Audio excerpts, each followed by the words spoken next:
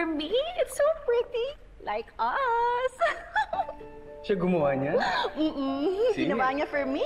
Told you, very creative tong anak natin eh. Of course. So pretty. Belle is such a sweet and thoughtful baby girl. Oh, thank you, my baby. Mwah! Belle, wala kang ba sasabihin sa mami mo? I'm sure she loves to hear it. I'm glad you liked it, Mommy. Siyempre naman. It's so beautiful, oh. Well, that's my baby. Come here. So what about lunch after school? Ooh, I love that idea, hon.